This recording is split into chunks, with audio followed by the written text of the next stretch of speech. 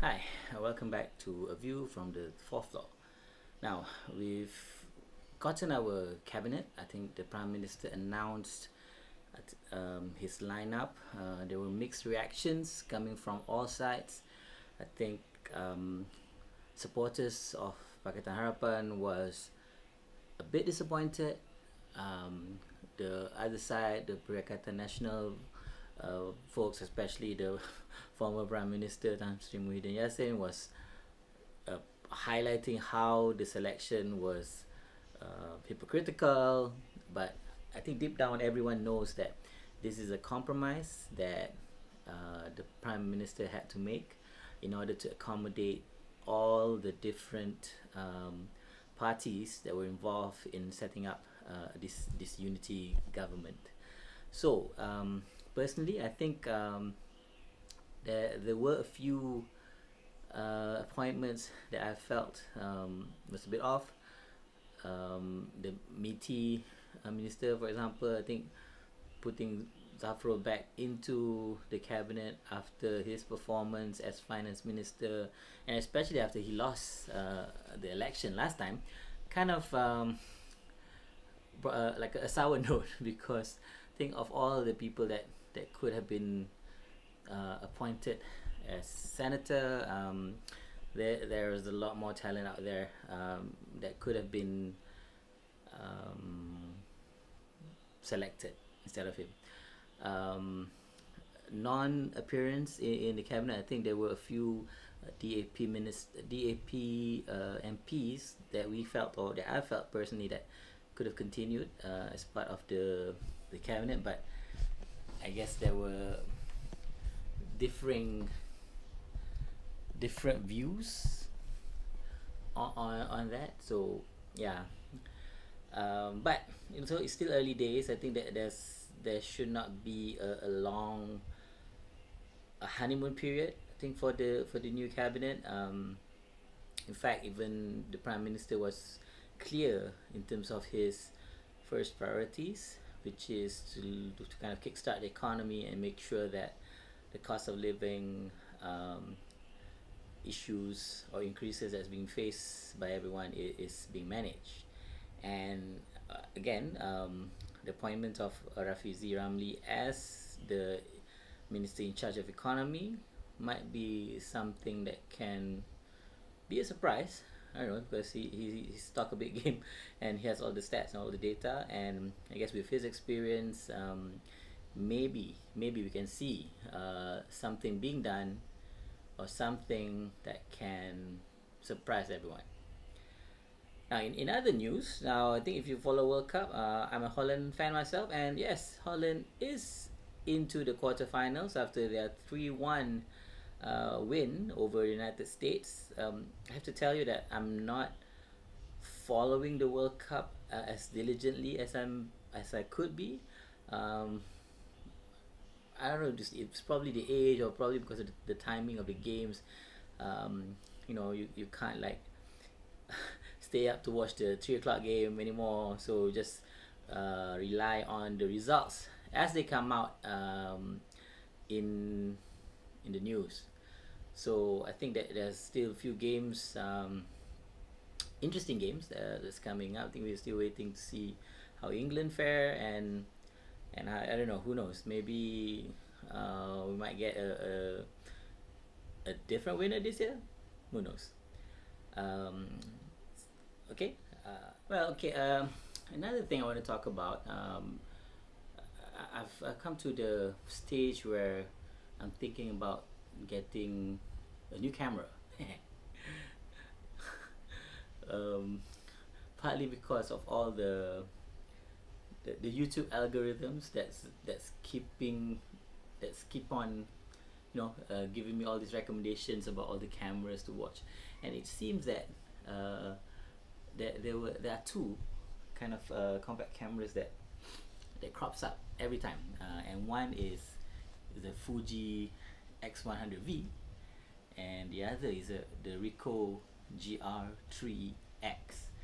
Now, these two are not the same, but they have similarities in terms of both being a fixed lens, street photography oriented shooter at two different price point. I think the GR3X could be had for around 4,500, whereas the Fuji, in its limited supply, is currently selling at around 6,500.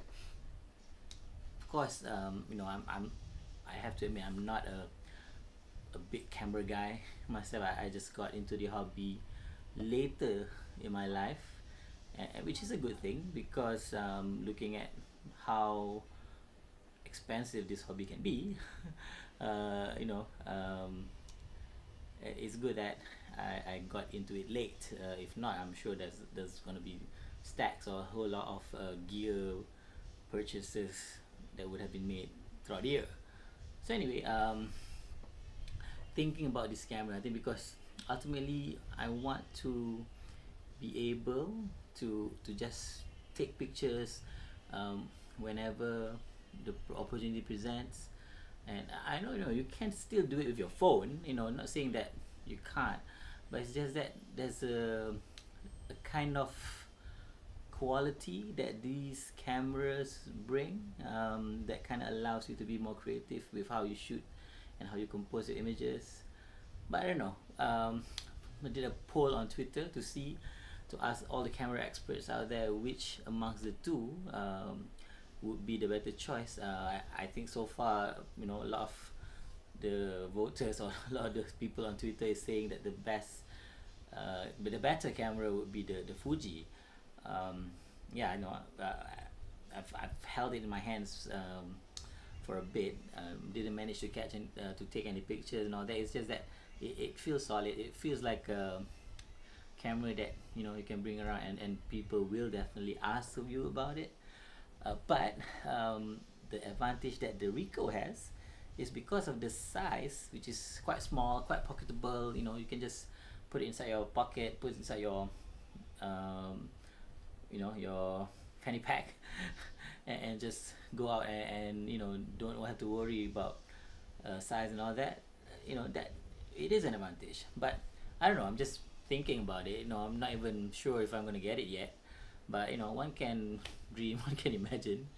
And then, okay, what do you do with all the gear that you have right now? Well, if you're a collector, it's okay. It's like ladies with their handbags. They don't just have one; they have a lot to be used in different occasions. So in my case, I have my Canon here, which still can be used for YouTube videos and all the other content creation efforts. I have my 360 camera. Again, it's a different use case entirely. I have my Instax instant film, and I recently got that Kodak half frame Ekta camera, which I don't know what will I do with it. But I guess it's like it's okay to have like different gear for different situation. Is that you have to manage or you have to keep your hobby in check so that you don't go overboard with trying to get the best and latest equipment. Maybe try to make do with what you have and create as much as content as possible with the gear that you already have.